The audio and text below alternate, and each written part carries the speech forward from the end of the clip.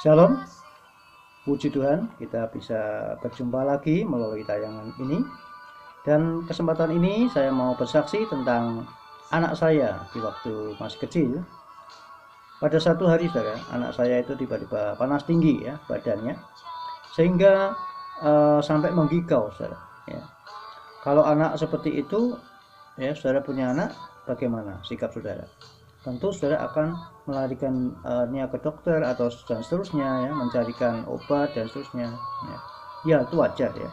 Dan kami juga sebagai orang tua hal yang sama, tapi kami melangkah ke Tuhan dulu saudara ya. Kami memang merasa bingung saat itu, tetapi kami ingat bahwa Tuhan itu adalah yang mempunyai segala sesuatu ya, termasuk nyawa kita. Nah, sebab itu saya sebagai orang tua, kami berdoa, Tuhan, kami menghadapi anak yang panas tinggi ini harus bagaimana ya. Nah, Roh Kudus ingatkan di Matius 8 ayat 17 dan 1 Petrus ayat 2 pasal 2 ayat 24. Di sana sudah jelas ditulis bahwa sakit penyakit dan kelemahan kita sudah ditanggung oleh Tuhan Yesus, dan di 1 Petrus 2 ayat 24 dikatakan oleh bilur-bilurnya kamu sudah sembuh. Nah, itu yang kami pegang ya. Nah, anak kami sampai akhirnya tidak bisa masuk sekolah ya, karena memang panas tinggi seperti itu. Bagaimana ya, kita akan memaksa dia sekolah, tidak mungkin ya.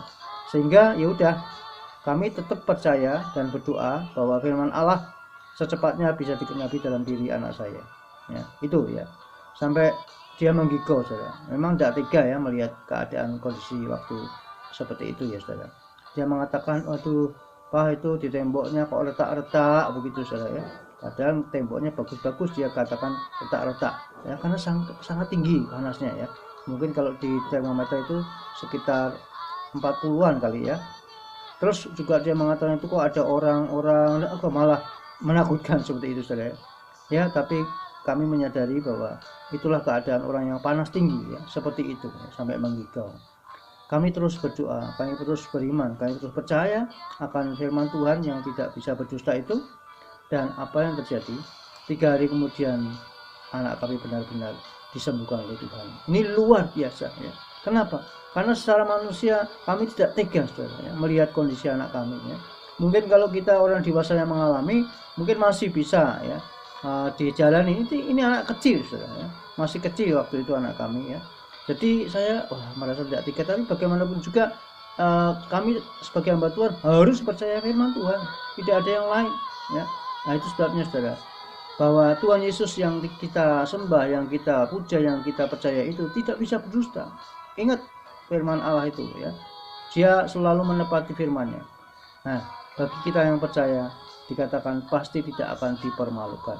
Nah, itu sebabnya saudara ya, melalui kesaksian saya ini saya mau kasih masukan, mau bagi kepada saudara-saudara bahwa anak di bawah usia 20 tahun itu masih menjadi tanggungan orang tua, artinya imannya masih ikut iman orang tuanya. Jadi kalau kita mempunyai anak yang di bawah 20 tahun, itu imannya masih ikut orang tuanya. Artinya seperti tadi, anak saya panas tinggi. Nah, bagaimana kita orang tuanya bersikap? Apakah kita masih mempunyai iman kepada Tuhan Yesus? Apakah tidak? Nah, itu saudara ya. Jadi di sini yang penting adalah itu masih di bawah perlindungan orang tua. Jadi bagaimana sikap orang tuanya? Nah, itu yang penting saudara. Nah, kami sebagai orang tuanya, kami hamba Tuhan, jadi kami selalu percaya kepada firman Allah saja.